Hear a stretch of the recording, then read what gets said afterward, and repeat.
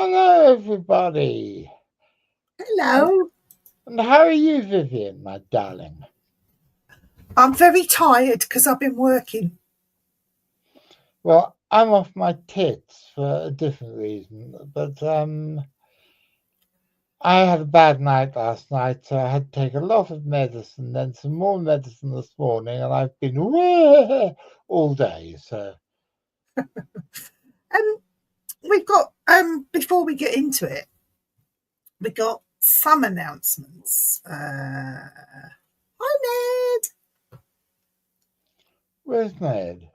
Ned's there. Oh, I'm an idiot. I was on the wrong button. Hi, Ned. So we're gonna first of all we'll do the sad bit with the passing of Ozzy Osbourne, the great legend that he was, the Prince of Darkness. And we just want to get this out of the way because as us old aging rockers / hippies / whatever, I was a big fan of Ozzy Osbourne, and I managed to see him quite a number of times in my life. I saw him when he got back together with Black Sabbath. So I saw him at the Hammersmith Odeon for that. I saw him when he was just touring on his own as Ozzy Osbourne. And so just wanted to say we hope you find peace, Ozzy, and our condolences go out to all of the family because it's not an easy time for anyone. So just thought get that sad bit out of the way first. But there has been some good news. And the good news is we have some birthday announcements. And this week we've had what I know of 2 birthdays. The first one being our good friend V. McCrinnan, your good friend, Jonathan. Yeah, I've known him for, God, best part of 40 years. So he's mega old, is V. McCrinnan. He's nearly as old as I am. Oh my God, a dinosaur! Thank you, young Missy. Really, you young people today have no respect for your elders. That's the problem. And then it's David Oman's birthday over there in LA. He's celebrating his birthday today too. So if you know these people or you've got them as your friends on Facebook, go on over there, tell them Jonathan and I sent you over and wish them a happy birthday and sing them rude songs. Good morning, Nico. Everyone's joining in here. Everybody is. So, hello, Sarah. Hello, Ned. Hello, Mary. And hello, Nico. I don't think I missed anyone this time, but...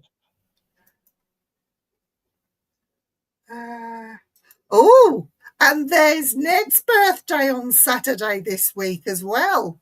Happy birthday to Ned. Happy birthday to Ned. Happy birthday, Neddy, Ned. Happy birthday to Ned. You to Neddy. Why do we always put an E on? Yes, Simon, how are you, my dear boy? I can't keep up. Simon from Denmark's here. Oh, Simon! Oh, isn't that lovely? Happy birthday from Denmark to Australia. That's right, isn't it, Ned? Yeah. I tell you what, I think we've ensnared Simon. I think he's now going to become a regular on this show. I think we need to get Ned on as a guest. I think so.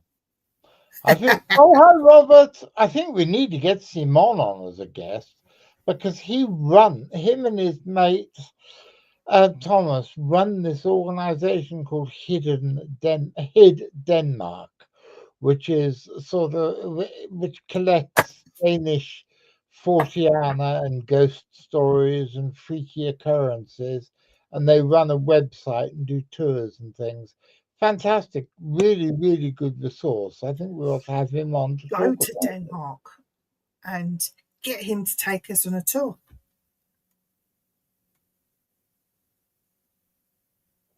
I That'd didn't be good. know about Adam and Lasse. Oh, I don't know anything, Simon. I'm just a silly old man with a big beard. And he's a dinosaur. Thank you, darling. You are We'll so. get Dr. Mohammed on it straight away. And he's a painter as well, Simon.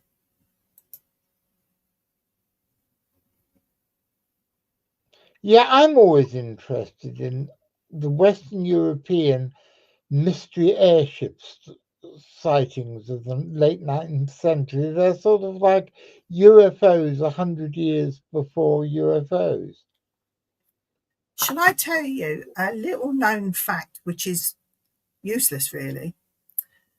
But over in Bedford, which is not too far from where I live, they have some really big hangars, huge hangars over in Bedford, which used to house the... Are they for hanging up huge jackets? No, they were for the Zeppelin. Oh, I thought you meant hangers as in coat hangers. No. Oh, bloody hell, woman, you confused me. So the Zeppelin was housed in these hangars in Bedford. And of course, the Zeppelin is no more. So now those hangars are used by Disney for the Star Wars props. Shh, you never heard it here, okay? Shh. Good All God. of the Star Wars props are in those hangars. Everything. But they're only open on one day a year. Those hangars? Yeah. Well, they're not opened at all. They're just kept Yes, for... they are. They're open on May the 4th. Ah, As in May the 4th be with be you. with you. Oh, Jesus, sorry, I am... You're going to get nothing but idiotic puns tonight. That's fine. We like those. As well Oh, as hang on, Bjork's hang for on. Sarah album. Oh, so you did the artwork for that, Simon?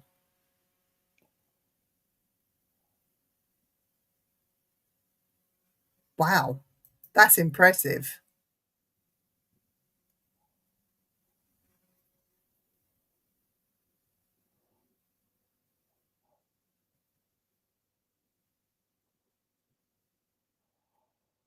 What bottle? Oh, this bottle. I know.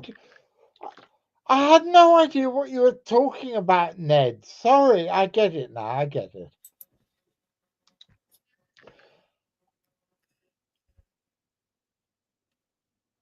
Sheds. They are the actual hangers. It's really interested.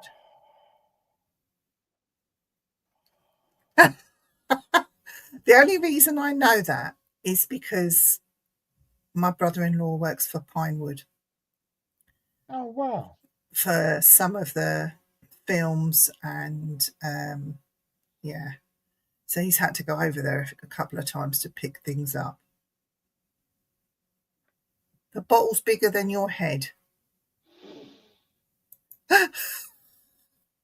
Well, we do have a guest this week, except his microphone's not working and he hasn't turned up yet. So we may have a special guest. On the other hand, you may just have me and Vivien talking bollocks all evening. Yeah, it's great when we can do that. Oh, I've got some news. You have? I've been speaking to a certain person. You know who it is, Jonathan. Let's not mention any names right now. And no we've been idea who you're talking about. Well, the manager thing. So I might have a manager.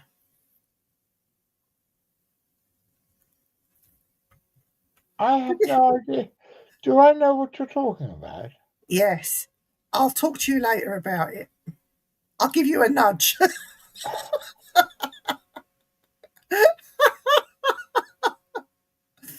Oh, wow. One of Simon's colleagues in Hid Denmark is the direct descendant of a World War I German airship captain. Wow. That's pretty fucking far out, isn't it? That is awesome.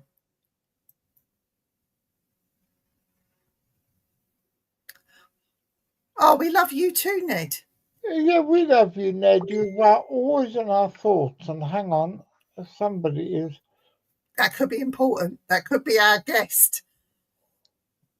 No, it's not. It's actually our guest in about 3 weeks' time telling me that she is on the BBC News at 6 on iPlayer. But that's our guest in 3 weeks episode. So Yeah. go on, Ned. So Oh, I'm going to be a guest on a show, and they're recording it on Friday, and it's going out in Oregon.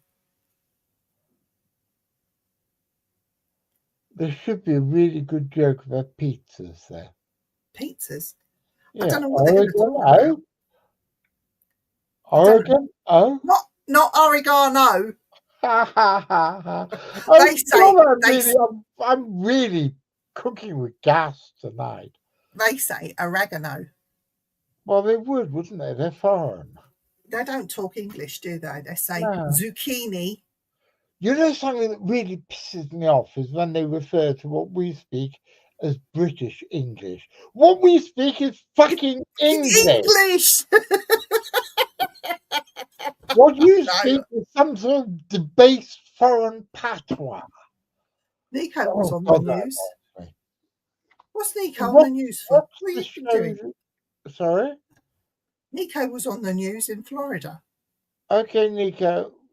What we can't wait. Tell us, what were you on the news in Florida?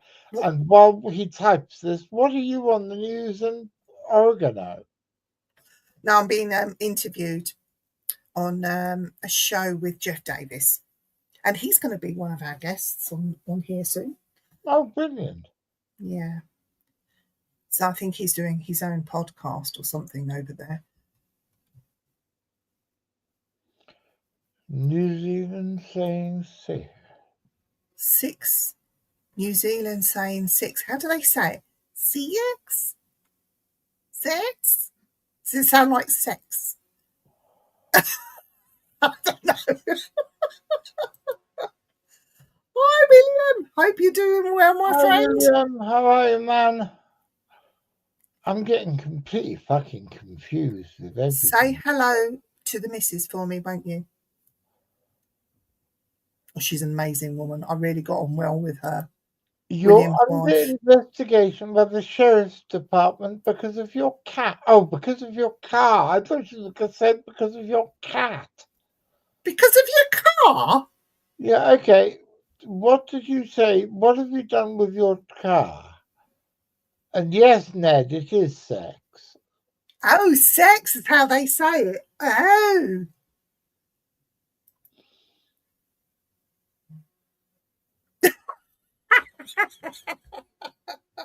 He was doing dirty things to Trumpy.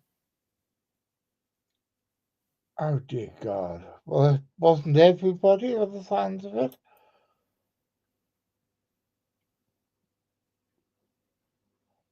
Yeah, William does put up some. So come on, what have you done to the bloody car, Nico? He's gone all quiet now. Maybe it's the has he got numbers on the roof and things? Are they actually registered to a car in Florida? About El Donald? Yes, I've heard that one, Simon, as well. Except I heard that he wasn't paying for it. It was a gift from Putin. Putin basically said, "Hello, Donald. Here is an inconstant hooker for you." His car was underage. What the fuck is happening? Yes, sadly, Simon, so do I. It just shows the caliber of people we know, doesn't it? Vivien, what the bloody hell is going on? The world is twisted, confused, and deranged, including our animals. Everyone's just gone loopy. You know, Archie's now running up and down stairs Well, he's chasing one of the cats up and downstairs at the moment. If anyone listened to the CFZ's You'd Go Out Twice Weekly, and Richard was on, I was just listening to Richard Muirhead on there, talking about some birds, some strange birds. And he was talking about a bird that was seen in Vietnam with 2 sets of wings. Yes. I couldn't believe, I was thinking, wow. I've just got a picture of this car. Oh, bloody hell. Oh, he's messaged us. He's just sent me the story. Oh, it's taken me away from something. Now to an international mystery. Something spotted in London had people doing a double take. More than 4,000 miles separate Pompano Beach from London. So what was a BSO cruiser doing across the pond? Local 10's Andrew Perez live now outside BSO headquarters with what he's learned about this head scratcher. Andrew.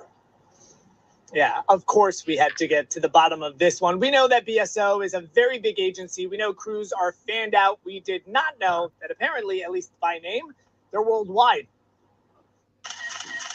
Really confused. More than 4,000 miles away from home base.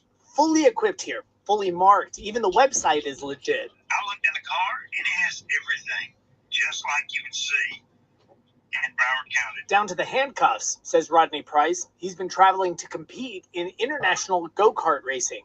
He's from North Carolina, but knew the logos through his travels. Found the car with the markings from the Pompano Beach district, all the way in Stevenage, north of London. He posted the photos. It just shocked me that it was over there. And the only thing I could put together is maybe it was for the police dogs. And then the internet did what the internet does. Comments. One writing, somebody took the wrong exit on the Sawgrass. Florida always doing the most. Or this one, Broward County out here keeping the whole world safe. There's a group of car enthusiasts over in the UK, and this is something they do. BSO says they're flattered, but they don't patrol that far. So how did it get there? Bought at auction? One thing's for sure, cruisers are not resold like this. All of those vehicles have to be auctioned off in accordance with Florida law. The painting, the decals, the police lights, all of that police equipment have to be removed prior to the sale. Which means it was put together after the car itself was purchased. Turns out there are clubs and communities dedicated to U.S. law enforcement vehicles, the pop culture, the TV. Price said he tried waiting for the owner of this one to show up, but no luck. He did say that the locals knew him and his car very well. They said that he was just a big fan. He had some other things too, like motorcycles. We've heard of so many different stories now all across, especially Europe. I just want to be clear. Some of these enthusiasts can get in trouble if they start riding around with lights and sirens, but otherwise they're good to go. Who knows? Maybe next we'll start seeing some local news vans in the UK too. All right, sign me up if you need a bureau chief available. You are much needed here, my man, not across the pond. Thanks a lot there, Andrew. That's great. Oh, well done, Nico. By the way, I couldn't see the screen. Did you see that okay? No, we heard it. But you couldn't see the... No. But I've told everyone, go to Nico's Facebook page and you'll be able to see it all there. Who's typing in... Me. That's you. That's I me. thought you came up as Centre for Fortean Zoology. Because I am magic. Oh, you sent me out, darling. Yeah. Oh, well. I have got some other news. Oh, good. Tell me. It's Chantal! She's in the house. Yeah, your news fades into insignificance just beside the fact that Chantal is here. We all love you, baby girl. Yes. I bet you are a ghost. She's not a ghost. She's the real deal. No, I bet she can materialize anywhere using her special Chantal powers. Chantal, Dan will be back to sing to you soon. Don't you worry. Normality or unnormality will be resumed. But I can sing to you, Chantal, if you want me to sing to you.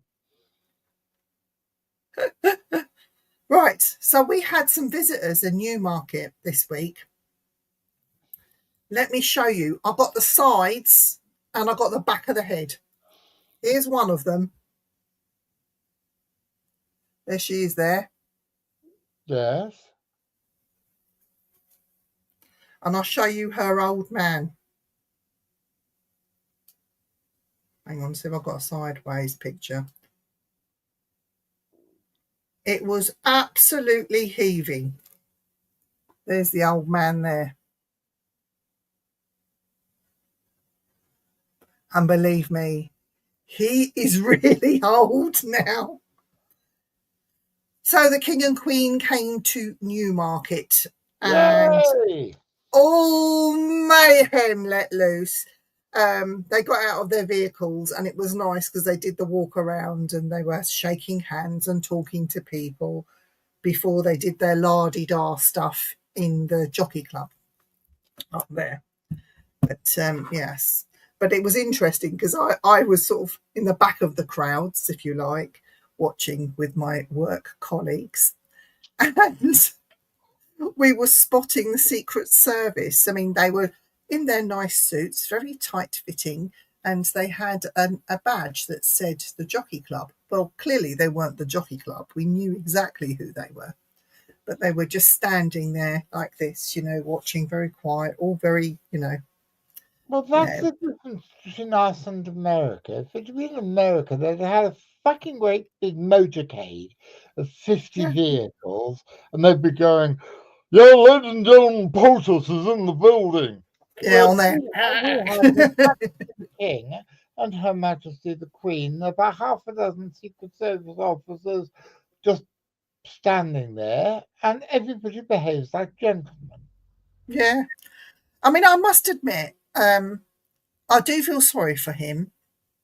I mean, his mum, what a woman, absolutely adored her. But for him, the jury's out. I mean, I don't like this woke stuff that he's coming out with and all this. Oh, it grinds me and gets me down. Yes, I don't approve. But Camilla, the work she's done, I mean, she's more than proved herself. I think she is brilliant. She makes a great queen, and people were saying that she's not my queen, like she shouldn't be queen. Actually, she is his wife, so she is a queen, and whether people like it or not. And she has stepped up to the plate when he hasn't been able to attend public functions. And what she does for the elderly and for mentally ill patients, I can't tell you enough how much of the work that she does behind the scenes for them. And I think she's an amazing woman. And I have no qualms with calling her my queen. But I'm not sure about him, to be fair. Well, you can't call him your queen. Well, he is a bit of a queen, isn't he? No, I'm very fond. I'm very fond of the old boy, and I think the worst thing about the House of Windsor is they lived too long, because he waited his whole life to become king, and then he was in his mid-70s when it happened. Yeah. But because it's the way things work out, I think, William is going to be somewhere in his 50s when he becomes king. And I think he'll be a pretty good king. I don't think Charles will be on the throne very long because of his illness. And I think he will hand it down. I think he'll hand it down. I don't. I think he will do like his mother did, and he'll die in harness. But he won't I don't think he's going to live very long. Do you know what, Chantal? Working with all those old people in those old people's homes, I'm betting she's smelling all the shit in their adult nappies. Sorry, I shouldn't say that, but it's funny. Oh, terrible. How do you know that I don't wear an adult nappy? Do you shit in yours then? How do you know that I don't? I don't know that you do. You could have just insulted me and half the people in the audience. But what is the adult nappies for, if not to shit in? Because if I wore them, I'd be shitting in them all the time. I don't actually wear one, but it was... Oh, hang on a second. I have got more messages coming. This is all fucking ridiculous tonight. Yeah, I know. They say that the true heir to the throne lives in Australia, apparently. Oh, yeah, but he lives in Australia if you're supposed to believe that King Charles actually met Princess Diana and shagged her when she was 14. All the dates are completely wrong.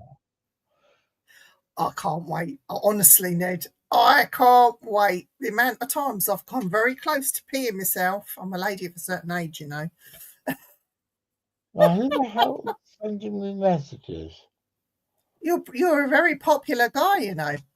Well, I was going to look for this bird with 4 wings. Now, let's see if I can find it. It's my stepdaughter. She has just landed back at Stansted. She's been on holiday, so it should be difficult to top David Icke when it comes to weird conspiracy theories about the British royals. Well, how do you know that I'm not a giant man-eating lizard, Simon? I might be. I like reptiles. So what is this bird? Is it called a changuraptor? No, I vaguely remember there is a very primitive something between a reptile and a bird that was found in China that had 4 wings. Let me share my screen so people can see what I'm seeing. Oh, that one. Oh, I thought you meant... Oh, no, well, yeah. Microraptor. Right on, Simon. That's... Something like this.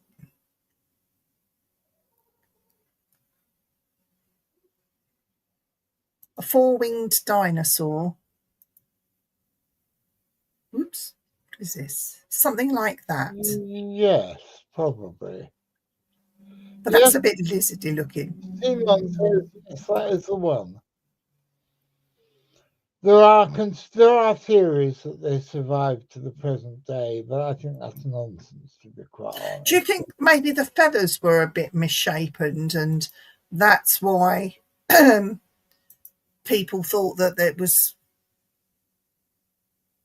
a fake Microraptor? Yeah, I think so. The trouble is, Richard was supposed to be on the show tonight to talk about this, but he's disappeared, so... That's Pokemon. Never mind. It means you got a chance just to see me and Vivien talking crap for the rest of the evening. King was a Jacobite. Yes, but they were totally legally disallowed from the British throne. Yep. We're having about 3 conversations all at once here, aren't we? Yes, about the Microraptor. Feathered reconstructions. And now Ned said that they're deformed from chemtrails. Yes, I agree with Viv. Birth deform. Yeah. It's a Pokemon. You see lots of them in Japan. Let's ask Irene. We'll get her on the show. Yes, because Irene knows about some other strange creatures that have been seen around in and around Japan. So she'd be a great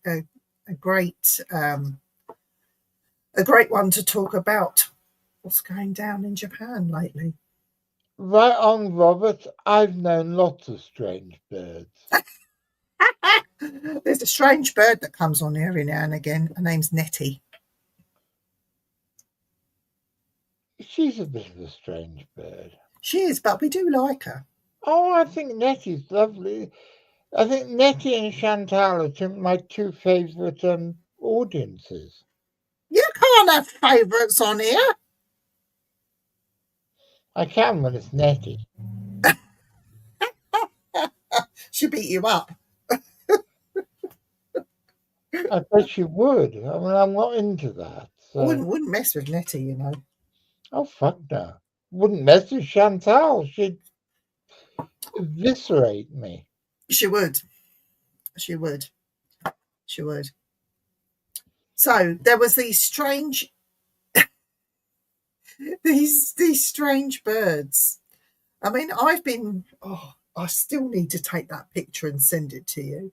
The birds here, the pigeons, are so obese that their bellies drag on the floor. Seriously. Because where I live, it's all arable. Well, they eat a lot of grain and stuff in the fields, and they gorge themselves. Can they fly still, even though they're... Yeah. Oh, yeah.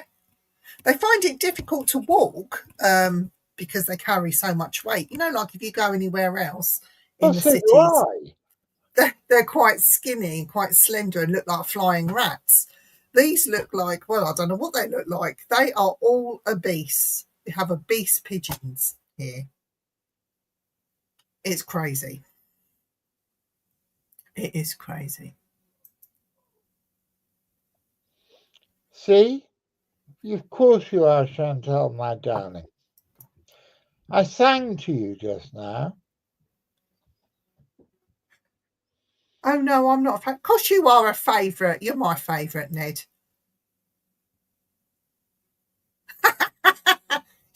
Ned would beat you up as well. And Jonathan and Robert's my favourite. All of them are my favourites. Hundreds of Steven Seagulls. Steven Seagulls. Oh, dear. Why didn't we get David on tonight for his birthday? What's up with that?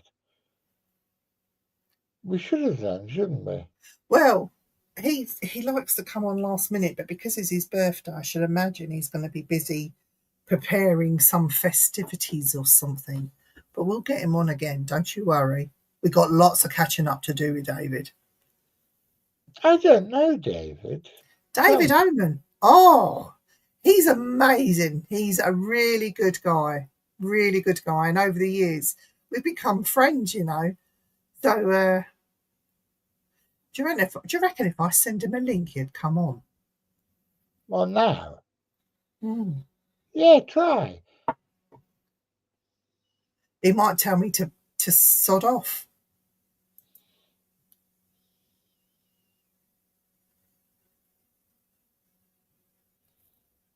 The birds are fat here because I live in Finland where they grow all the crops.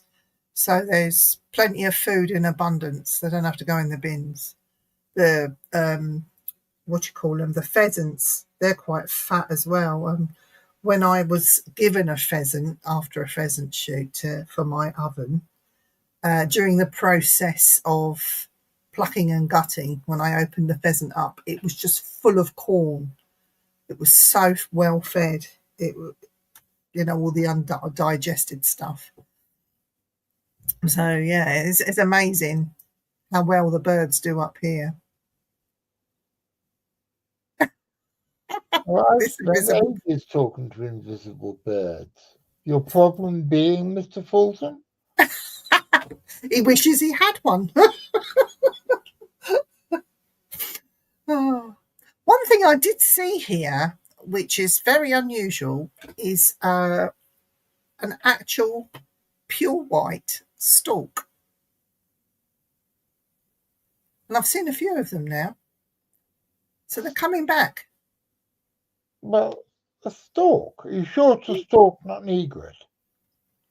It was too big to be an egret. It was, I would say, if not the same size or slightly bigger than a heron. That'll be a stork. Well, they're being the big reintroduction projects in Sussex, a place called Knepp Castle. And I really recommend anybody watching this who's interested in this shit read a book called Wilding by Lady Isabella Tree, and it's about how these farmers who'd been losing money for decades on their farm decided to let it run wild and let it to go wild again. And it's an absolutely fantastic book, absolutely inspirational. And they're the people who are doing the stalk introduction.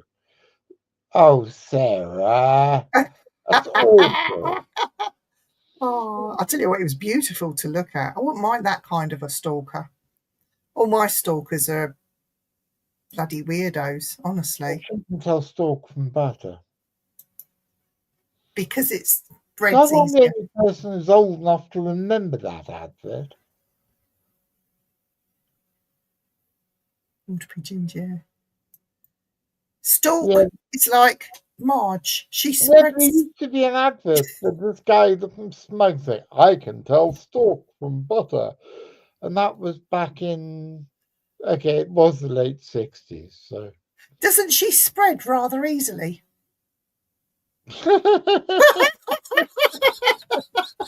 Oh, dear God. That's how you can tell the difference. Do you know what, Nico? This is like a shopping channel. Try Flora Butterly. Flora Butterly. You'll be pleasantly surprised. When I was in a band, my bass player nearly lost his leg because of Flora Butterly, or Utterly Butterly, as it was called. Not then. Utterly Butterly, it's got to be Flora Butterly. Well, Utterly Butterly was responsible for my ex-bass player nearly having his leg amputated. Well, what did he do? Because they stored there was a depot in we worked for whatever the company was who stored these bloody things, and he was in charge of the depot where they stored 200 tons of Utterly Butterly, and about 20 tons of it fell on his leg, and he was in the hospital for months and nearly lost his leg. I would have sued their ass. I think he did. Chantel says, no thanks, only butter for me. Anchor. It's got to be a bit of an anchor for me if I'm using my butter. Nico, he's trying to butter me up. Oh, God. Margarine is 2 enzymes away from plastic. Is that true? I've no idea. Look what you started by saying you saw stalks in a field. Stalks! This is getting absolutely fucking ludicrous. Nico, are you trying to butter Viv up? Listen, Nico, my name is not Marge, it's Viv. Oh, God almighty. Yes, it's true, says Chantel. 2 enzymes away from plastic. My mother used to make her own butter, but that was 50 years ago. When I first heard there was a British demand of margarine, I think, named, I can't believe it's not butter. I cracked up laughing uncontrollably for 5 minutes.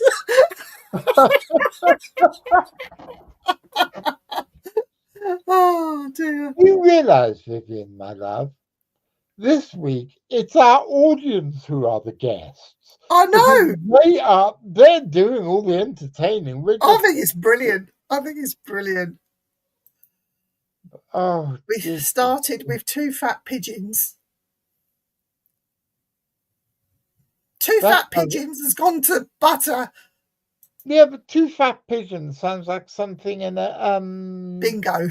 bingo, doesn't it? 2 fat pigeons, 96.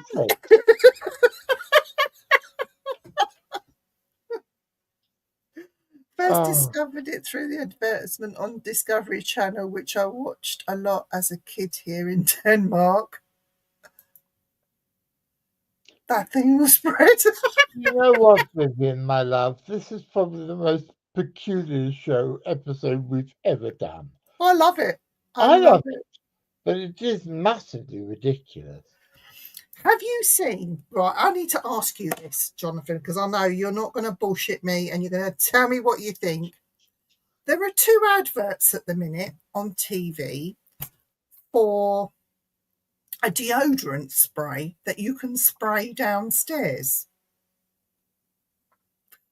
One is by Shaw and the other one is by, somebody will correct me in the chat, but there's a man that sprays himself in his nether regions with this spray, and then he walks past somebody and another man is sitting there and looking to smell his crutch. Have you seen it? No, thankfully. It's the most disgusting advert I've seen. And then the other one, somebody sprays their nether regions and then is jumping up playing basketball or whatever, and somebody else is trying to sniff their crutch. It's like, what the hell is going on with this world? It's like willy sprays and fanny sprays and... Robert says, yes, I see. Well done, Sarah. That I wish I'd thought of that. But, you know, I went in this supermarket local to me to see if I can see these sprays in there, and they're about £6 a can. Did you see what Sarah said? No, the one... Smells fishy. I wish I'd thought of that line, Sarah. I probably will steal that line. It's like it is like like a fanny spray, but for men and women. And one of them you can spray everywhere, even on the soles of your feet, if your feet sweat, apparently.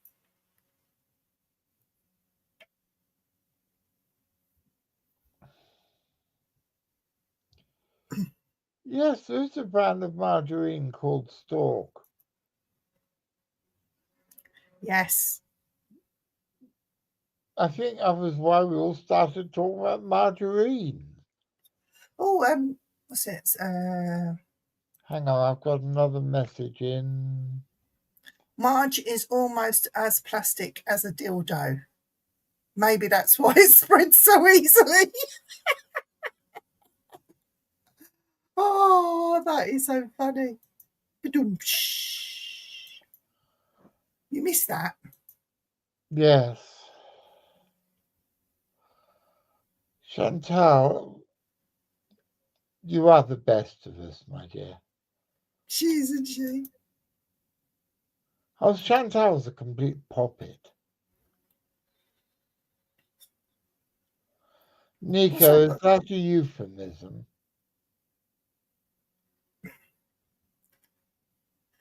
He's talking about he uses sprays for upstairs rather than downstairs.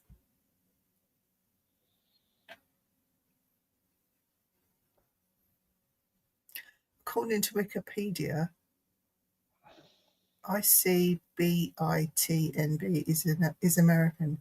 My head just exploded because I thought British people were the only humans that would call a brand of margarine that. I feel sorry for Simon because he keeps on asking me whenever we've got Richard Freeman doing one of his stupid jokes on our show on the track. Simon always wants me to explain it. And I try to explain to him there is no explanation. Richard Freeman just talks complete shit. So when he says something, it doesn't mean anything much.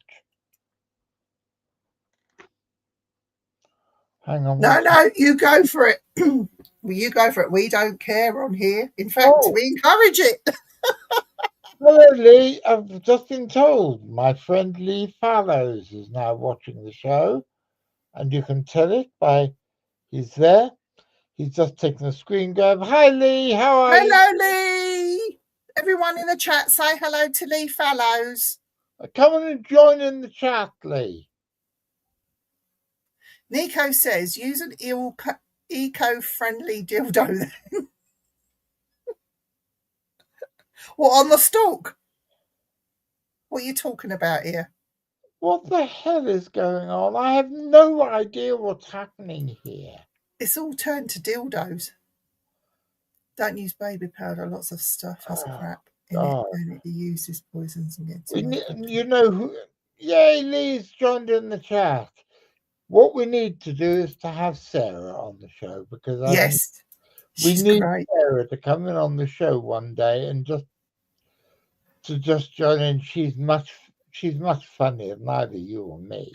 She doesn't even have to come on camera. You can leave the camera off if you want, and we'll just have a dark screen and your voice. It's fine. It must take balls to spray anything down there. Basically, Lee, we're just talking. It's just, I don't know what this show's about. We're just talking about all sorts of peculiar stuff at the moment. It started off because dear Vivien, this is Vivien here, started talking about having seen storks, which are recolonizing her part of the country. And then from storks, it went to margarine. Now, for some reason, they're talking about dildos, which came from the talk about margarine. And I truly don't understand why. I think because the audience are weird. Except for Chantal, she's not weird. She's just lovely. It's good to be weird, though. And the sprays. No, I'm not weird. I'm perfectly normal, me. You're fucking weird, you are.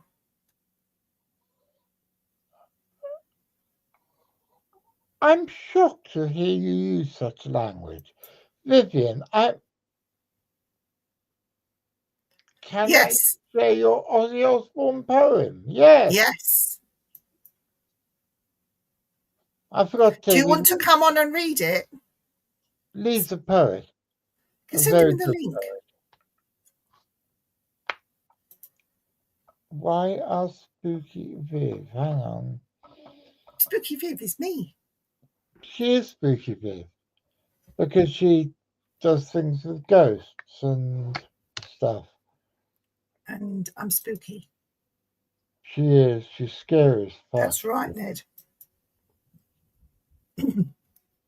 Be who you are.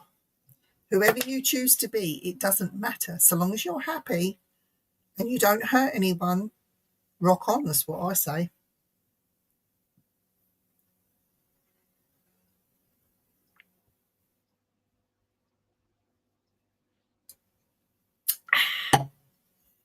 God, that water's lovely. Sorry, I've done something stupid. Lee says, come on where? Come on the show. Lee, I've just sent you a link so you can come into the studio. Do you want to rephrase that, Jonathan? She does things with ghosts. It sounds like I get downright and dirty with them. You probably do. I don't. Bet you do. They shit the life out of me. I'm the one that needs the nappies. Oh, dear God. Yeah, I've just sent you a link, so you should be able to just come into the studio. Lee, my dear.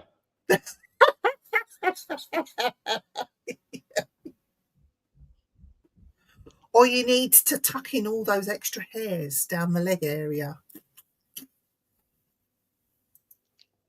What on earth is going on? We're talking about spraying downstairs. I know. In your swimsuit area. Oh, dear. Stop encouraging them all, Simon. Christ on a bike. At least we're not talking about a wanking monkey this time. No, but that's a subject I understand. What a wanking monkey? I don't understand it. I don't know what's happened to Lee. It tucks better if you braid them first. That's so funny. Oh, dear Lord. I love that, Chantal. Oh, I We do. all love Chantal. She's the best of them all. Mm. My favourite.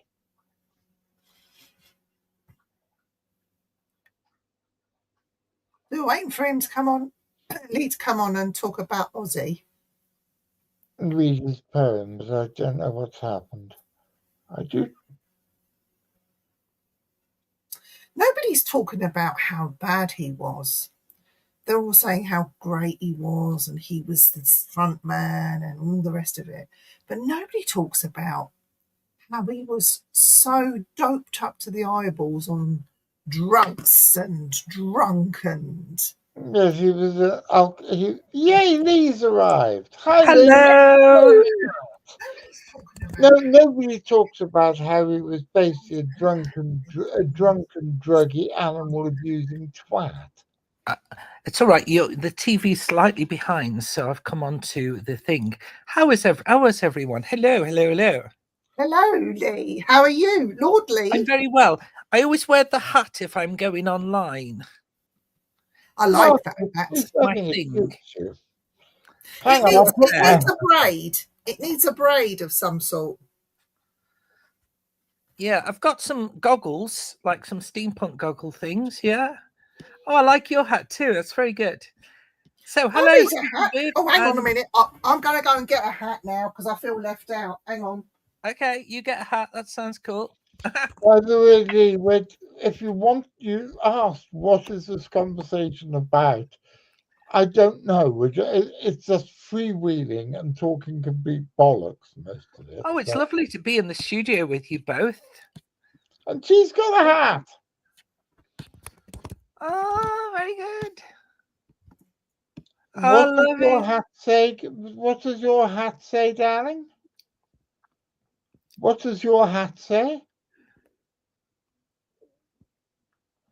Paranormal. I saw a car with that on it recently, actually, funnily enough. We need to get some simply spooky ones made up. Yeah. Yeah, so I've got this hat, I've got a trilby, and I've got my St. John hat. Oh, I love a trilby. So I've got... I do want a trilby. I shall go and get that. I do want a trilby. Oh, it was £3 from M&S on sale. Really? Yeah. A trilby? Yeah. Hold on a minute. So now the show has turned out to be my weird friends talking about how to buy cheap hats. There we are. I like that. Hold on, let me just... There we are. I prefer this that is one. actually a lot more comfortable than the top hat as well. So I prefer that one. That one looks pretty cool. Oh, thank you.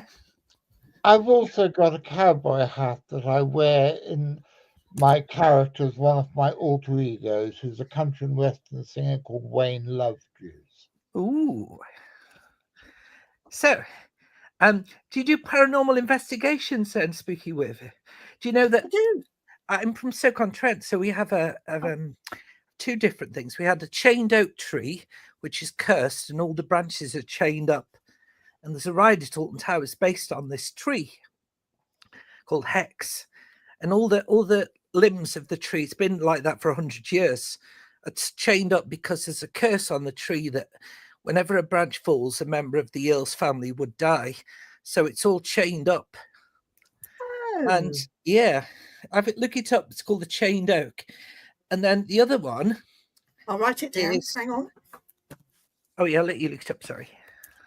The chained oak. The chained oak, yes. Okay. I'll look that one up. That's in Alton. Alton. Yeah, Alton Towers. Alton, yeah. Not too far from me. Thank you for letting me join you guys, by the way. No, it's a pleasure. Pick me off at any time, by the way. You know, I don't mind. It's lovely to have you on board, my dear boy. Thank you. So you want me to read my poem to Ozzy Osbourne? Yes. It's a bit long, so bear with me. So you just tell me to shut up if I go on too long, okay? Okay, go on. The rails are silent now. Oh gosh, it keeps going. It's taking me onto Zoom for some reason. Are you still there? Yeah. We are, yes. The rails are silent now. From his own songs in the voice of myth, the madman speaks. All aboard he laughed like a blade unsheathed, a holy jester in a kingdom of steel. Crazy, but that's how it goes. He whispered to the world, millions of people living as foes, and from the wound in his voice rose a generation of ghosts.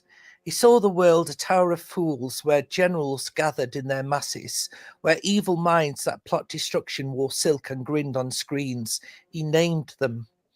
The prophet Burns, Mr. Crowley went wrong in your head, he asked, but the echo answered only in echoes. He walked among preachers and dropouts. His voice was bitter shame, a cracked bell tolling. For mental wounds not healing, he was not mad, he was clarity, feral and unchained. He did not fail, he dove. He did not fall, he dove into the charms the rest of us avoid. He drank the no more tears of a fallen age and wept for us who would not wake. The world today is such a wicked place, he sang, as if singing might stop the fire. Children of the grave danced to his chords. We were heirs of a cold war, taught by hate, by flickering screens. He saw it, the media sells it, and you live the role. He broke the role, he tore the mask, he let the wound bleed, and yet he dreamed. I'm just a dreamer, I dream my life away, he confessed. His voice softer than death, more human than any king. Sorry, I've nearly finished. Now time has come to bid farewell, and the rails are silent. The laughter echoes down no more halls. Ozzy, mad poet, dark priest, iron angel of the second coming, has taken his final train into the mist of myth. Don't ask me, I don't know. He told us truth through riddles, his wisdom wrapped in distortion and fire. But now the flame is out. Let him sleep. Let him not be canonized by cowards. Let no sainthood steal his shadows. Let no tidy eulogy file down his edges. He was scream in a choir of whispers. He was a laugh in the gallows crowd. He was the diary of a madman written in chords, etched in scars. He cried for the madman. He cried for the world. Now he sleeps. Let him sleep. The train has gone. The rails remain. The echoes will never stop. Oh, that's really good. Thank you. Well done, Lee, my dear boy. Thank you. And we should all now bark at the moon. Oh. Some of us already do, my love. I just need to say something here that Chantel has just mentioned. Why does everybody on this channel always look like a Harry Potter character? Maybe I need to go to change my dealer. Well, we know that Jonathan looks like Dumbledore, and Lord Lee could be Lord Voldemort. But who am I? That's what I want to know. Well, seeing as you're a ghost hunter, you could be Moaning Myrtle. Yes. I can see that. Yeah, I don't mind a Moaning Myrtle. Oh. I think it's just because we're all British, aren't we? And we've all got some sort of accent. But you and actually all mad as a fucking bag full of cheese. Yeah, but Lord Lee speaks proper. But so does Jonathan. Jonathan speaks better than I. No, he doesn't. Don't I? I've led you astray over the past year or so. You're picking up some of my dirty lingo. Oh no, I've always. That's because my father was a merchant navy officer, and I'm afraid I've sworn I swear like a fucking stoker all the time. So the other thing to look at for in Stoke-on-Trent, the other one I mentioned was Molly Lee, and her grave was buried. So it's like this, Molly Lee. Is it in a tree? No trees this time. She was buried, but she was buried east to west instead of north to south or north to south. Oh, okay. and the rumor was she rose from the grave 3 times. So the third time they buried her the wrong way round. Good Lord. Just Oh, a I poor love- old woman, really. That was but that's another one. The churchyard still has the grave is still there in the churchyard, about 1600s, I think. Oh wow. Yeah. Professor Sprout, is that the one with the crystal ball that goes? No, she's Miriam Margolyes. No, Oh, is she? Professor Sprout is the one who the one who grows plants and things. Yeah, Miriam yes. Margolyes. Oh, Yeah. Yeah. Though I don't Hi, think you're very Bobby. much like Miriam Margolyes. You're much younger than her. Bobby's in Florida, and he says it's very hot there. How can I see the chat? Can I see? Oh, yes, I can. There we are. Lose your accents. I can lose my accent anytime I want, but No, she can't says, really love your tell what accent. you're doing. She Love- loves our accents. Ned loves our accents. Oh, love your accent. Sorry. I thought he said lose. My eyes are getting worse. I'm sort of going like closer so I can see it. And Ugh. then all we can see is the top of your head. So why is Lord Lee? Are you an actual lord? Yes. All right. Ooh. I've known you about 15 years and I didn't know that. It's not very exciting. Got it on my. Here we are. Give me a second. I will. I'll show you my thing. Oh, he's got a thing. Get your Oh, thing God. out. Watch out, boys and girls. Watch out, Chantal. He's going to show you this thing. He's got his thing out. Come on, ladies. Let's all gather round. Oh, We're terrible, aren't we? God. Oh, dear. well, you are. I'm not. Well, the ladies are now interested. Ned says, Lee. Let's just give me a minute. Hold on a minute. No. Bollocks. It's all right. Trying to find this out. There we are. That'll do it. There we I go. didn't know you were Lord Lee. Yeah. It's not very exciting, really. Do you go to the House of Lords? Oh, nothing like that. No. Bear with me a second. Yeah. I'm going to send you on Facebook, Jonathan, a screenshot of my bank account to show you my my title on my bank account.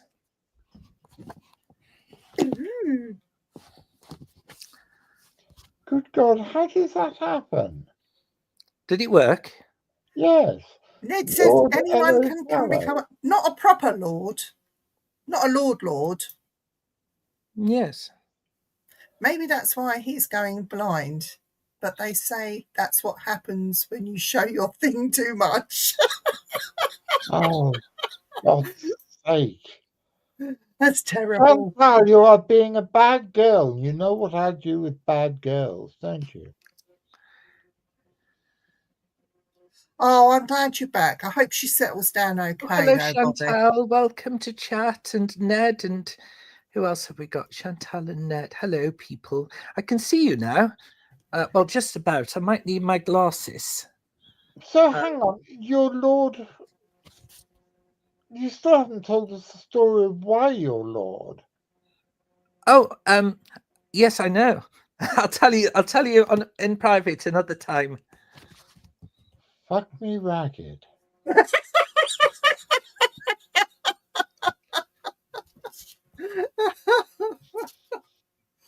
Oh, Bobby, bless you. Well, no, it's just a thing that my friend got me, really. Yeah, it's just bought me a title, so there we go. Does it get you into places though? It does turn sort of like doors and things, and I quite like it, because I think if Prince Andrew can be His Royal Highness and I can be a bloody lord, it's my opinion on that. Do you know what? I looked at those titles And I fancy being a countess. A countess. But they're very expensive. Well, I got one for my birthday, you see. Yeah. Somebody said somebody called me a count once, but it turned out he couldn't spell.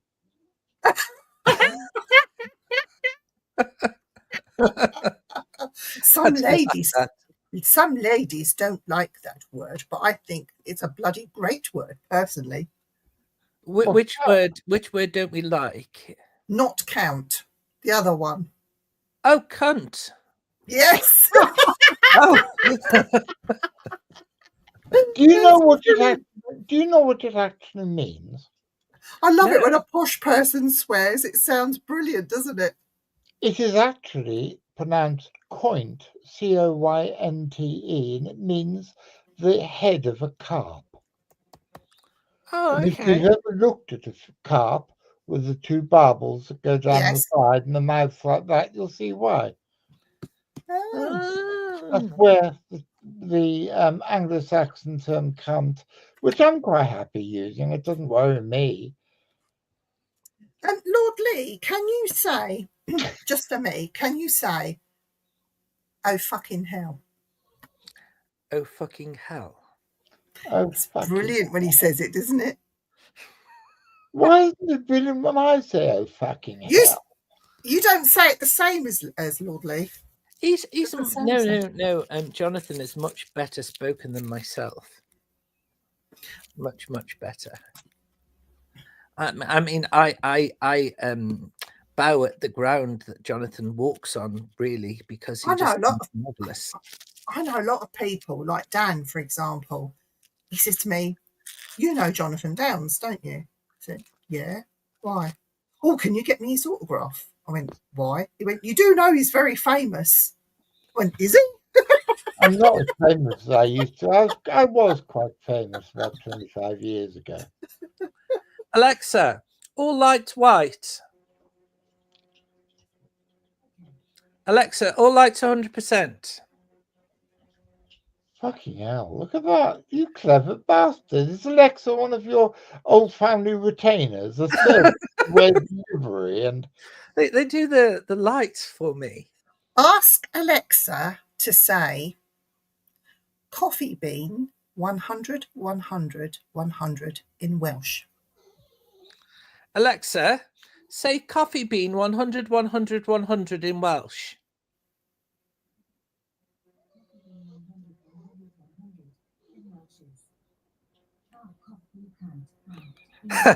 She says, fuck off, you cunt.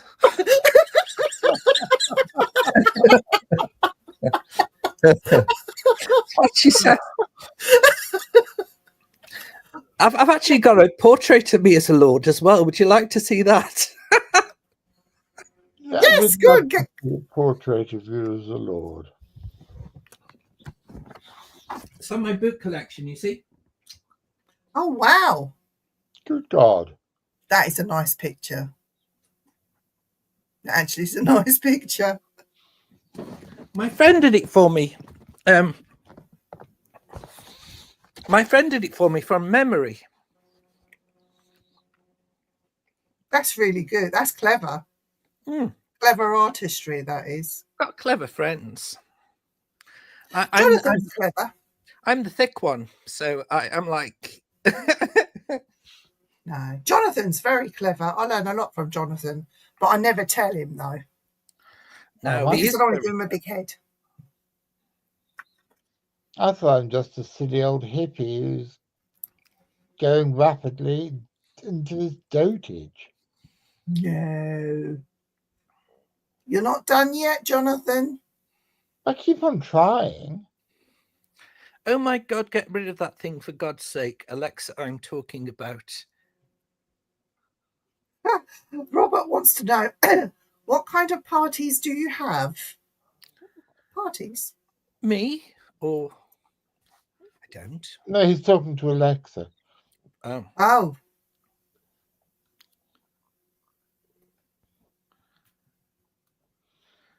But Jonathan is wise like Father Time. Well, you know, in C.S. Lewis books, Father Time's asleep at the bottom of the earth. He's just, and that is a very wise thing to do, sleeping. Yeah, I think I would sleep until Judgment Day. No, you're more like wise old Dumbledore. That means bee, doesn't it, Dumbledore? It's an old word for bee, isn't it? We're going to have to get you a Dumbledore's hat. I've got, that's what that is. It is a Dumbledore hat. Yeah, he's just it wearing is. one. Yeah. His one, I think your one is red and Dumbledore's one is grey, but it's the same style hat. It's the same one. Yeah. Same one with it's a Nepalese smoking cap. V gave it to me for Christmas a couple of years ago. We need to find you a caftan to match. I've got one, but I don't Have wear you? it. I've got a big. I've got one of those big African dress things. The boys brought me back when they did an expedition to the Gambia. They brought me back this big African. I don't know what you call it. Is it a sarong or something? It's basically a big African dress. I love those caftans. Robert says it's a tea cozy. No, a tea cozy would be a bit bigger actually, and would have holes in for the spout and things. But yeah, I am not going to show my spout. No, please don't. No. Do you remember the dollies that you used to put in loo rolls, and her dress would cover the toilet roll?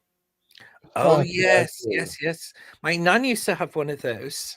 My ex-mother-in-law gave me and my ex-wife one as a wedding present, and I always found it massively embarrassing. I do have leaf tea, but that's as far as it goes, and I do use a teapot. Proper tea. Yes, I've got about 3 different kinds in my thing over here.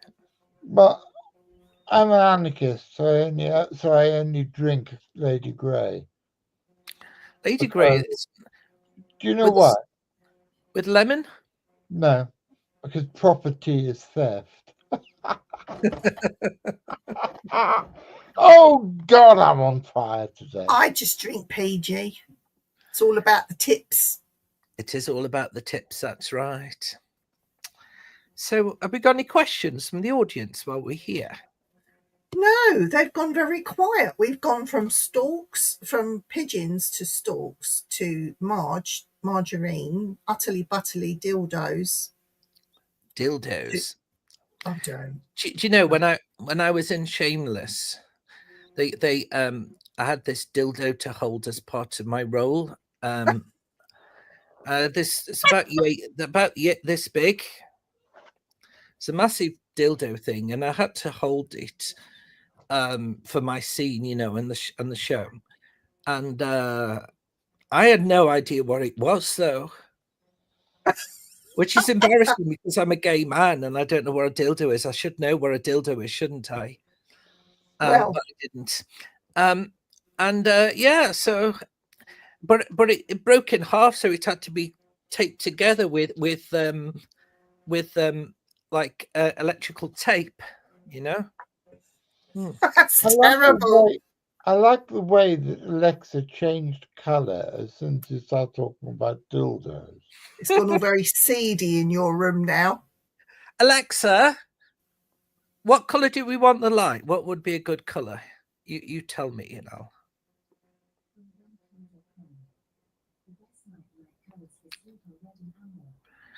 Alexa, all lights amber. Alexa, all lights 100%. There we go. That's a bit better. Oh, that's nice. That's better. You are all fucking weird, all of you. Except for me and Chantal. Listen, we're okay. Weird is what makes the world go round. If we were all the same, it would be fucking boring. Well, I'm perfectly normal. Who says? Oh, God. Hands up, all those who thinks Lord Lee is normal. No one put their hand up apart from Lord you. Lee did. Oh. So you was on Shameless. No, I wasn't. No. What was you a big character? I never watched it. So you have No. I was filmed for a part, and I got paid for the part, but they cut my scene. Oh, did they? That's nice of them. Hang on, what is Shameless? I don't know these things. So it's a TV show about this sort of very down and out sort of guy and his family and how they sort of blag the system. But it's pretty good. Well, I don't want to watch it now. They cut your scene out. I know. I was dead disappointed. Let me see if I can. I've got a picture of me on the set, so that's the only thing I've got to prove I was actually there. Oh. I let them, Chantal. Any girl who wants to sit on my knee, including you, are always welcome. I have a question, Jonathan. Do girls come to sit on your knee? Do girls come sit on your knee and ask for gifts? And do you let them, or do you tell them they have the wrong guy? Well, it has been known. Oh. Nobody's ever sat on my knee, Chantal. I know you're asking Jonathan, but I thought I'd answer as well. Well, that's because, like Robert said, you weren't holding the dildo correctly. No, it broke in half. That's probably why they cut me off, really. I can imagine. I'm just trying to find this photograph to send to Jonathan. Have you been in any other shows, Lee? Yeah, a few different things. I've been on the theatre more often than the what's it, you know. So I did a bit. I did Shakespeare. I was a fairy. Yes. You know, full fathom 5, thy father lives, of his bones are coral made. That sort of stuff. There's nothing wrong with that. Yeah, that's pretty good. It's quite impressive. I was a prostitute in Carmen. Oh, very good. And why does that not surprise me? And I did nothing but dance. I didn't have any speaking parts and no singing parts. I just had to dance and prance around and be a prostitute. Well, that's good, isn't it? Did you enjoy doing that? I was a bit scary the first time I did it because I'd never been on a stage like that before. Right. And I did that at in Earl's Court, and it was running for quite a while, but I only did the prostitution for a week and I gave it up. You have to do prostitution for a lot longer if you want to sort of get good at it, I think. Oh, yeah. No. Practice makes perfect is what they tell me, isn't it? And I never got interviewed or anything for the part. I was just sent there by the agent and said, right, just turn up here. They'll put you in costume and they'll tell you what to do. I had literally 1 hour and that was it. And I had to make everything up. And then I was there an hour to show me how they wanted me to dance. And yeah, I did. I did it for a week and I got fed up with the travelling. I said, I'm not going to do it anymore. That's me on this. I've just sent Jonathan a photograph of me on the Shameless thing. Okay, sorry. I was reading Chantal. Chantal says, imagine someone just tuned into the show with you saying I was a prostitute without the context. Yeah. I don't think anybody would be even slightly surprised, Chantal. It's just getting weirder and weirder. I did actually, through what I did with the agency, I did make quite a bit of money out of them. But it's not about the money. I mean, at the time, you think it was just normal pay. But in those days, it was quite a lot of money. It's just fun, isn't it? It's a good fun, and it's nice. Can you see the picture that I'm holding up? Just. That's me with big hair. Lift it up a bit more. Up. That's it.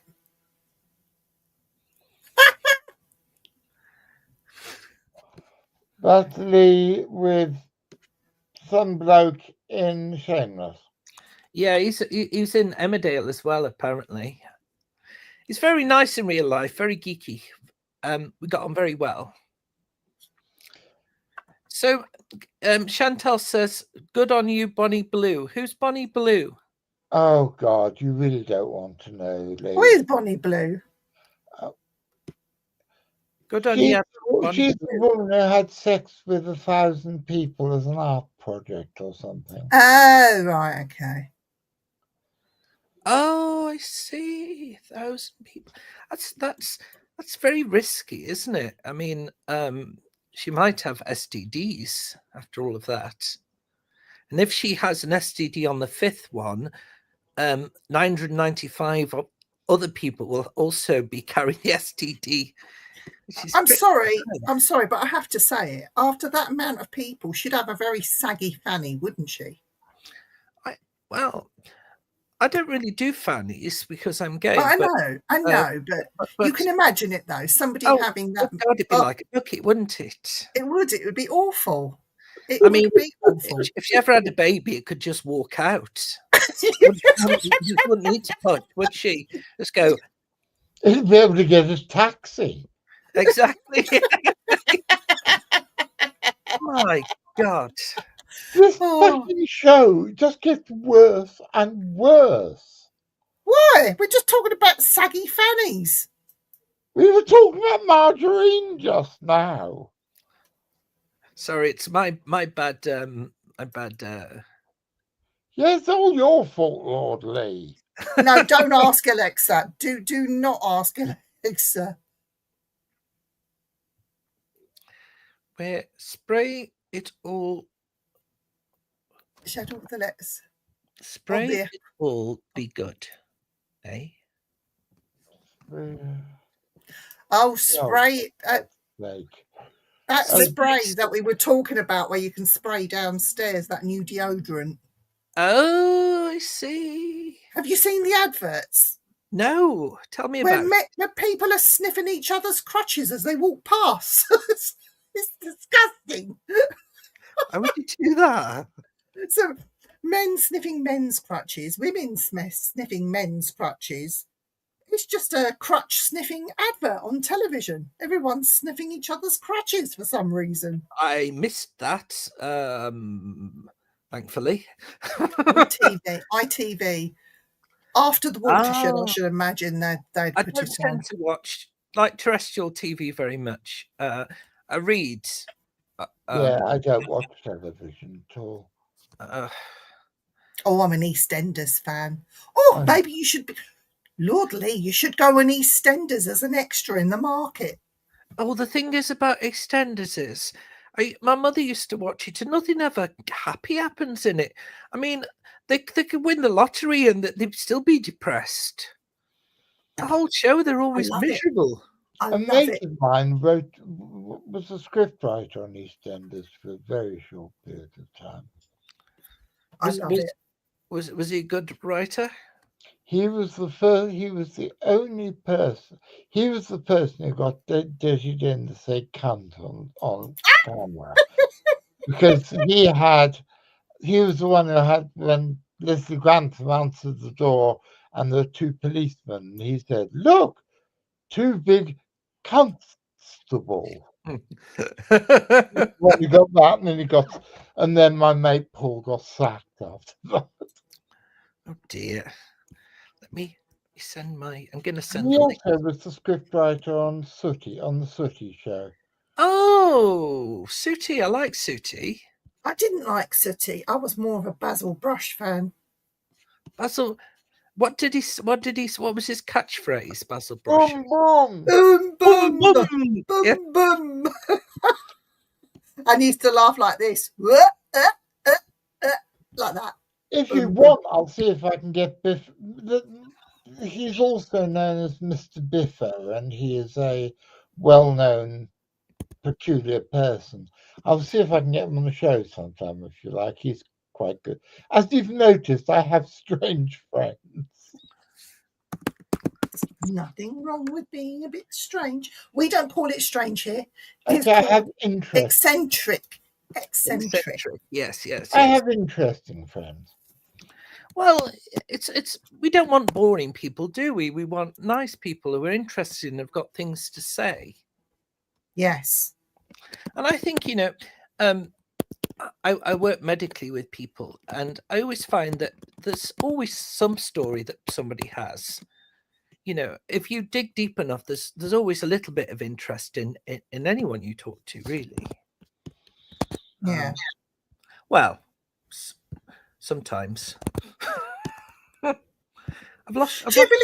you believe in the psychic vampirism thing, where you would come across somebody and they wouldn't do anything, they'd just smile at you, and then all of a sudden you're drained of all energy, like they've sucked the life out of you? Do you believe in that? I've experienced it. I've met people that do that in person, yes. Do you think that being in certain places can do that? So not just people, but places, or even the place you work in could do the same thing? I don't know. I've not really thought about it. Have you experienced that, Jonathan? Me, yes. I was wondering about you. Tell us, Vivien. Me? Well, I used to work for a company that used to do that. I can't mention the company's name. But let's just say that it was owned by Rupert Murdoch. That used to suck the life out of me. Oh, well, it would do, wouldn't it? The man's awful. Now, it's got to be said that I have written for all sorts of publications over the years. And when I worked for News International, which I did as a freelancer on many occasions, they were a joy to work with. I used to write for the News of the Screws on occasion. They were always nice to me. They always paid me on time. Oh yeah, I got paid on time, but it was just people, the fucking BBC. It took me over a year to get 40 quid off the Radio 4 Today programme, whereas News International, the News of the Screws, always paid on time. Well, when I was there, they were still paying off David Beckham. So I happened to come across somebody writing checks, and I see her write this check out. And I said, "What's that about, David Beckham?" "Oh yeah, we still have to pay him every month." Wait, he sued the paper and won. What for? I can't remember the story. Oh, that the phone tapping scandals and all that sort of thing. Oh, did you have the unfortunate happenstance to meet Piers Morgan? No. I me personally, predominantly wasn't on newspaper. I was more the digital radio. Okay. Because I mean, there was a guy that had killed his parents, and he's been interviewed by Piers Morgan, and I thought the guy suffered enough. He's already in prison. Why subject him to Piers Morgan as well? I find I never met him either. I just used to write bollocks UFO stories. Most of them he's made up. Strange, though, Piers Morgan. He claims to be wanting to get the truth out of people, but at the same time, when he interviews people, he doesn't let them answer. Oh yeah, and he's got a thing for Meghan Markle as well, hasn't he? He's sort of a bit like hung up on her for whatever reason. I don't know. But like if you ask most of the British public what they think of Meghan Markle, they love her or they hate her. That's neither here nor there. But really, who cares? Well, Who cares? I've never met the woman, so I've got no opinion of her at all. Because why would I form an opinion on somebody I don't know? No. You can't judge somebody that you've never met. No. So I'm interested, Viv. Tell me, what is your favourite? What has been your most exciting spooky encounter? What place or the actual encounter? Both. The best place I've ever had the privilege of investigating was the Tower of London. And they do not allow ghost hunters in there. And we got partial apparitions. I was lucky enough to catch a full apparition standing on a bridged walkway. And when we did the reports and gave them to the yeoman warder, he nearly fell off his chair because he'd heard about the stories. He'd heard somebody walking there himself, but never actually saw anything. And here we were, produced this photo. Look at this man on this bridge. And there's two of us that got the pictures, me from this angle and somebody else from that angle. And we both got him. And we even got an EVP there, a Class A EVP. I was calling out. I was trying to be provocative and I was calling out for Guido. Guy Fawkes, his name was Guido.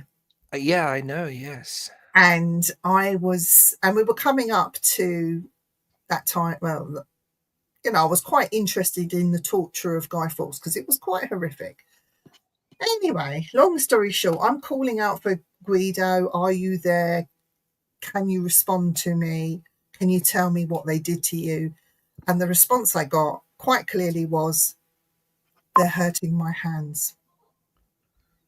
Oh dear. It was quite significant, that actual response. But yeah, that was quite exciting. The worst thing that has ever happened to me is in a church graveyard, of all places. And we were there with permission. We went there to see a wax effigy of a woman inside the church. Really unusual. It was fantastic. We got the full tour and we was able to investigate the church. Great. But it was the graveyard itself that really gave me the biggest fright of my life. And I was with fellow co-presenter who's not here, Dan. And he's as psychic as a brick. He wants to see, doesn't see anything. Nothing ever happens when he's around. But that night, I saw 4 things that looked like, I can only describe as Harry Potter's Dementors. No face. Oh, God. No hands, no legs, gliding about and moving so quickly. And during the daylight hours, one came very close to me when I was first made aware of it. And it went right in front of my face. And what I saw was like a sackcloth in rags. Oh, yes. Just shoot past me. And it was so close I could have reached out and touched it. But it happened so fast. And I said to Dan, did you see that? And he said, no.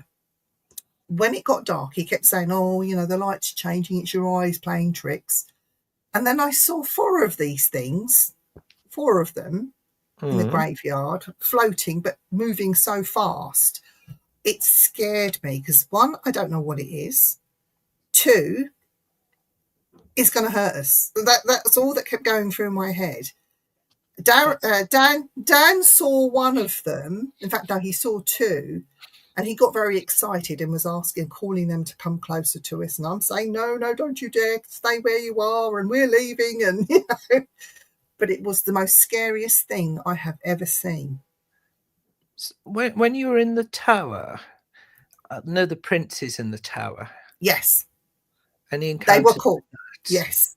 We've got photographs of 2 of them and somebody very tall standing behind them with a ruff round their neck. With a ruff, it's like somebody's wearing a ruff. You can see that quite clearly through the window, and you see these 2 little faces either side of him. Wow, that's quite amazing, isn't it? And we've also got guards. We caught a partial. Well, our skeptic caught a partial apparition of a guard. So he got him literally from the knees up, holding his long stick with the at the end.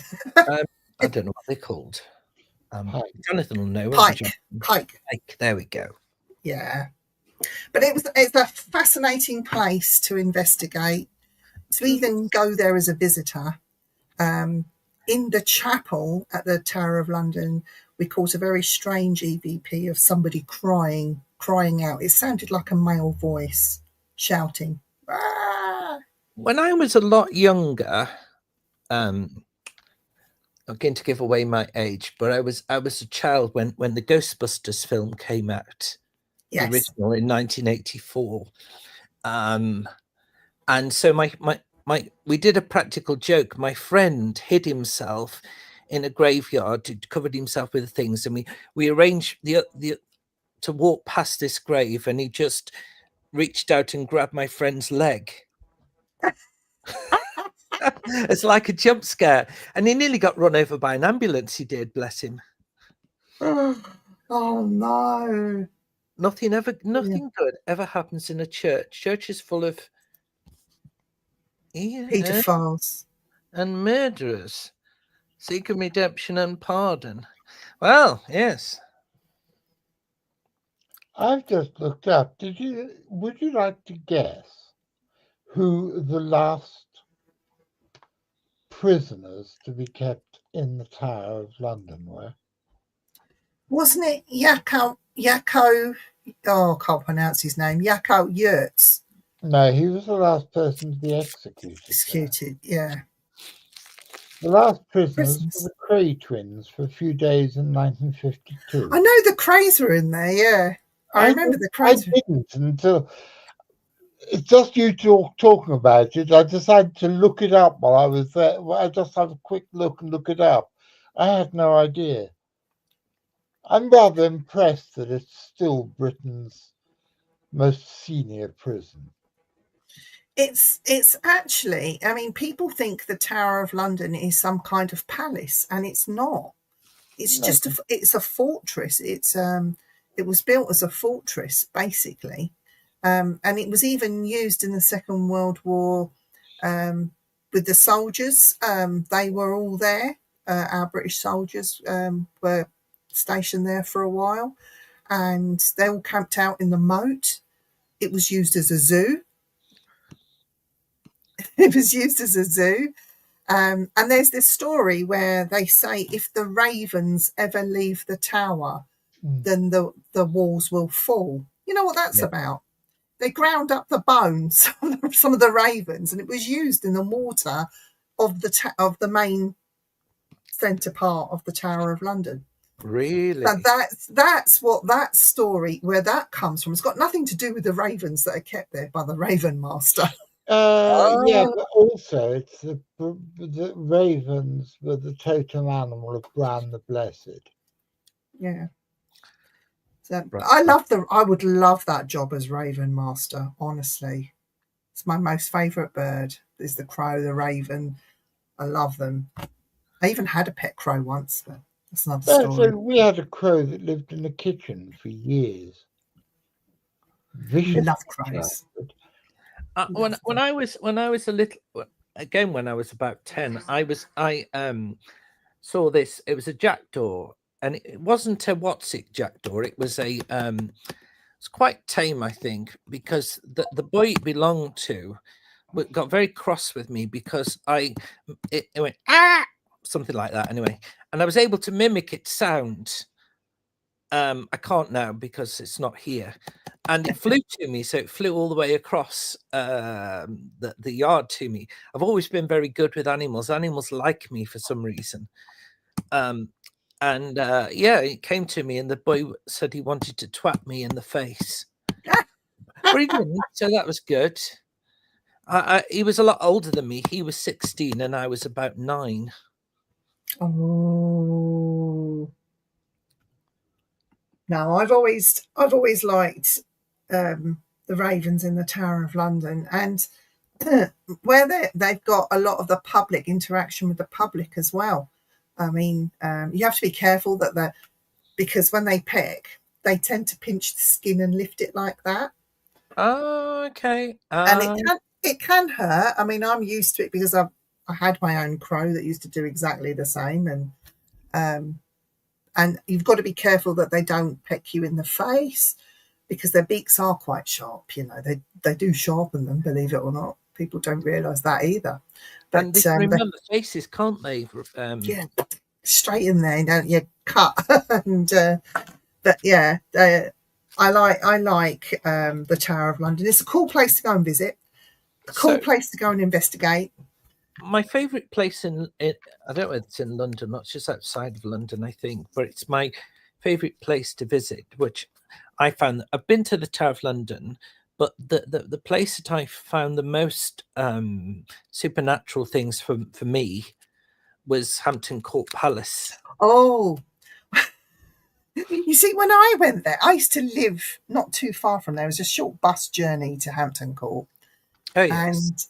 And we used to go, I was quite spoiled because we used to go there all the time. And in front of the Hampton Court, there's a little area it's got like a lot of grass. It's a green sort of thing here. So we were always up round there. But Hampton Court Palace, for me, inside, seemed a bit dead. It was more what happened outside for me. The maze. So the maze I find was quite interesting. The tennis courts, even more interesting. The tennis courts, I swear blind, I saw something, but I'm unsure because it was so fleeting. I couldn't be sure. Real tennis, yeah. So at Hampton Court Palace, and Bushy Park, we call it Bushy Park, which was just sort of off of it a little way. There is highly haunted, and it's to do with the wounded soldiers from the Second World War, and there was a lot of blood on that land where people died, not from fighting. Well, they were fighting, but they didn't fight there. It's where they died. And all around there, sort of Hampton Court, Kingston, Richmond area. For me, I was always seeing things around there when I lived around that area. And Sunbury on Thames was another place outside. There's a place, I told you about Alton Towers, but there's a place near that called Threepwood. And I think it's just a wood, but it feels like it's enchanted, if that makes any sense. All right. What's it called? Threepwood. Threepwood? No. So it's Tango Hotel Romeo Echo Alpha Papa Wood. Echo Romeo Papa. Tango Threep Wood. Yeah. Oh, hello. That's my dear late wife with her pet crow on her head. Oh, wow. Oh, she looks. Oh, is that Karina? Yeah. She looks like I know. I don't know her, but she looks like I should know her. Yes. I know Karina. Yeah, Lee knew her. How did you tame the crow? It was one that was injured and couldn't fly properly, and we got it from the animal rescue woman. And we had an aviary in the kitchen for about 6 years. Oh wow, that's amazing. And then when he died, I paid for an aviary outside, and he lived there for about a year, and then died. He died the following winter. No, I think it was the cold. I think it was the winter. They're very intelligent animals, so aren't they? Insane. Noisy. Very noisy. Yeah. He would stop. Him and one of the cats used to yowl at each other and just argue all the time. My crow would stop. Whatever he was doing would stop and turn around and watch the TV when he heard the EastEnders music. Dear. Because I would tell him, shh, EastEnders is on. He would say hello, and he would say Damon. Damon? Like the Omen? Well, no, Damon's my son. And sorry. He used to hear me at the bottom of the stairs shouting up, Damon, your dinner's ready. Of course, he used to try and mimic me saying Damon. Because they can talk, can't they? Crows can. Yeah. Wow. So, Yeah. have you ever have you? My grandfather had a pet crow, but this crow was an absolute asshole. Oh, Chantal, are you from America? Chantal's from South Africa. Oh, she said asshole instead of arsehole. Yes, you're in England now, girl. You should speak the King's English, and it's arse, not ass. Ass is a donkey. Well, I actually think Chantal's English, but she lived in South Africa for a long time, didn't she? Something like that. Are you English, Chantal? Do tell us. She'll say, no, piss off, nosy bastard. That's what she'd say. Oh yes, that's probably true. Do you realise it's in 10 minutes we'd have been doing this for 2 hours? Oh, it's been great. Thank you for letting me on, by the way. It's really We kind. want you on. We want you back on again. Yeah, you're Would you come on welcome. again? Lee, you can come on more as often as you wish, my dear boy. I would love to. I like doing this sort of thing, and we freewheeling together and talking together, aren't we? I wanted to ask you, while you're there, have you been to Staffordshire? Have you done much in Staffordshire? Who, me or Vivien? Are you back in South Africa? Oh, I thought you were in Dorset. I thought you was in Dorset. I'm back in South Africa. Won't unpack that here, but I was born in SA. Oh, I thought you was moving to Dorset for good. Dorset is very nice. It's got wanking monkeys. We want you back here to investigate the wanking monkey. It's got the what? Sorry, a ghost of a wanking monkey. Oh. At Atherhampton Hall in Dorset, there is a ghost monkey which apparently has been seen sitting on a beam pleasuring himself. So, of course, the CFZ can't resist a story like that. This is the third one in Stoke-on-Trent that I've just remembered, in a place called Short Street. Short Street, Stoke-on-Trent. It's and it is a very short street, and the street is haunted. It was the what used to happen in Stoke-on-Trent, like Josiah Wedgwood and Henry Dalton and people like that, they bought houses for their workers, and the workers would live in Stoke-on-Trent, and the rich people would live in Newcastle under Lyme, which is next door. But there used to be a toll gate around Stoke, so to leave Stoke you had to pay. So a lot of people was sort of like trapped in this sort of prison sort of thing. But on Short Street, there's an actual cat, a ghost cat that walks up and down the street. People have seen it. Oh, wow. That's beautiful. I love that. And I went there. It's still cobblestoned. If you look it up, look up Short Street in Longton. Longton. Longton, Longton, and it will show you about the hauntings that were there. I think I went to Staffordshire. That's a bit away from Stoke-on-Trent, though. Stoke-on-Trent is in Staffordshire. So I went to Tutbury Castle. Yeah. So Staffordshire's a county town for Stoke-on-Trent. Right. Other way around. Yeah. Tutbury Castle, who was owned by the Duchy of something, which at the time was Prince Charles.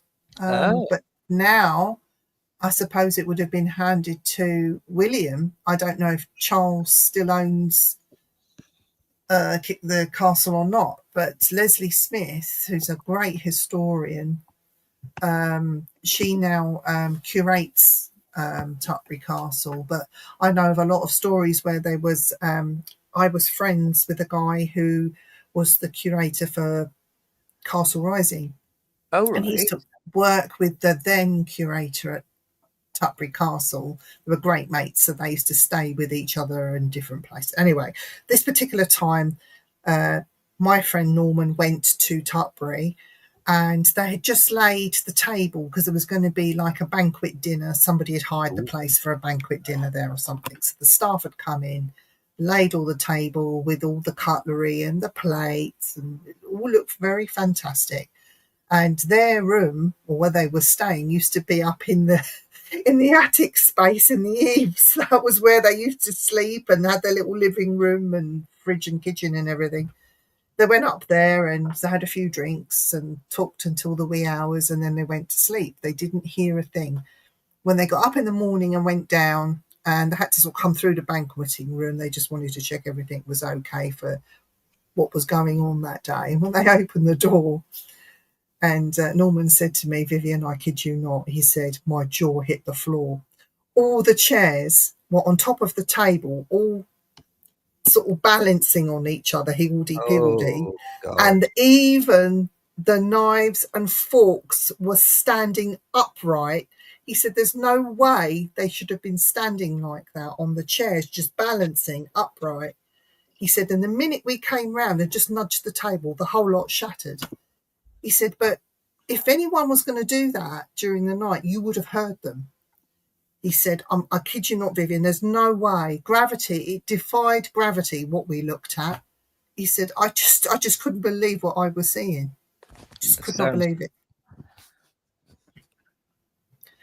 And that was in Tutbury Castle. No, that sounds really... just let me... may I share one more of my poems? Yes! Of course you can. Okay, I need to put my glasses on because I can't see at this time of night. I don't know about you chaps. You're much younger than I, but do you find that your eyes get worse as you get older? I'm considerably older than you are, young fellow. I'm older than both of you. No, I have to take my glasses off to read stuff. So this one is called This Bit of Earth. This bit of earth, this bit is England. That bit's a line, a rule, a checkpoint, a trick of the mind. As if the sky signs off on passports, as if the soil says yours. We drew lines on what was already shared, then forgot how to live without them. People move not to take, to breathe, to begin again without asking. The earth doesn't need guards, it needs gardeners. We don't need heroes, we need hands, open ones, callous maybe, but clean of pride. We've made worth a contest, made life a ladder, but no one climbs free while others are beneath. You don't need to earn space, you are space, you fill it, you deserve it. Imagine a world where we don't fight to be seen, where no voice has to rise just to register. No one wins, no one loses, we just are. This bit of earth is not a claim, it's a chance, and you always meant to be here. Oh, I love that. That's brilliant, man. Well done. Thank you. That's deep. Because it's kind of where I think the idea of people owning land is just, I think people should be able to go wherever they want to go and live wherever they want without passports. It's, yeah. Bigfoot does that. Yes. I haven't got very big feet. Mine are only 9.5. So, I wouldn't qualify. They say that Bigfoot, you can't stop him. He goes where he wants. He roams where he wants. He's free. No one would dare try to, well, we've not heard stories of people daring to try and stop him apart from military conspiracy theories. But yeah, it's interesting though, isn't it? I wonder if Bigfoot could be like linked to other creatures that are similar, like the Yeti, and there's might be a link between them all. What do you Jonathan? think? It depends what day. It depends what day I'm in, because sometimes I wake up in the morning and I think that they're all just different unknown creatures. Other days I wake up and I think that Bigfoot is far more of a spiritual thing. and more akin to the wood roses that you have in Britain and Western Europe, which cannot be, by any measure of logic, cannot be a flesh and blood animal. Could it be our missing link? Yes, but missing link to what? From ape through the evolution to man. You know, There's a missing link. it depends. If you mean the missing link between us and our more spiritual ancestors, yes. If you mean the missing link between us and the rest of the higher primates, probably not. Okay. The term missing link was coined, I think, by evangelical Christians because we have a clear picture of the evolution of man, and we have the skulls all the way down, and so there is no when people say missing link, it just might be the link between one thing and the next thing, Right? but there's no real missing link. That we're all and the evolutionary record is very, very good. It shows all the different types of evolution all the way up. So there isn't a missing link in that sense. But yeah, that's a word that's used by yeah. Right, Jonathan, it's 9 o'clock. We better end the show. It's 10 o'clock here. Is it 10 o'clock? Oh my It's God, 10 we've gone o'clock. 2 hours in. We've been doing this for 2 hours. I tried to tell you this 10 minutes ago. But Yeah, does but it anyone was having- listen to Jonathan? Do they? Fuck. We were having such a good time. We've had Time lovely ran time. away with us. So wow. So thank you both for having me on. We're going to have you back, Lacey. Well, Now we have- Ali, you'll consider yourself part of the family now. yeah, welcome to the dark side. Thank you. I might even take my hat off. Hey! Right.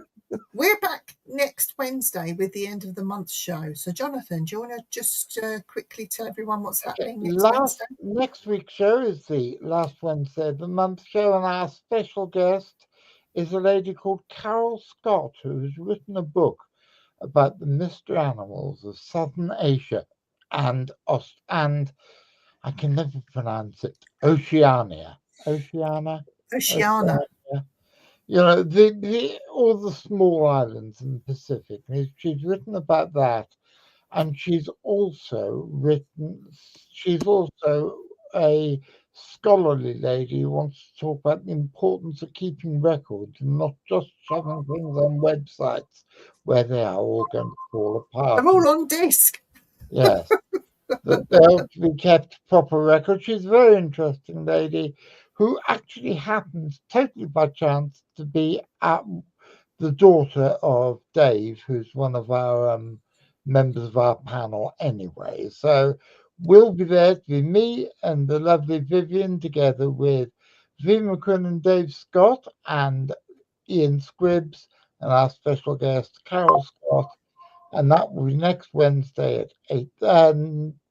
Next Wednesday at 8 o'clock in the evening. And I'm going to be here on Saturday. I'm going to be on CFZ TV on Saturday at 3 o'clock in the afternoon. And our guest then is a guy called Paul Bestel, who is a researcher from Sheffield. And amongst other things, he's going to be talking about how the legendary 19th century apparition of Spring-Heeled Jack, mostly known to haunt old London town, actually turned up in Sheffield in the 1970s. And it's all very exciting. So I hope you'll all be there. And so until then, Vivien. Time to go home, time to go home from your simply spooky adrenaline ride. Time to go home, time to go home. even if you're terrified. Goodbye. Time to go home, time to go home. Vivien and her weird friends are all going home. Time to go home, time to go home. Vivien is waving goodbye, goodbye, goodbye.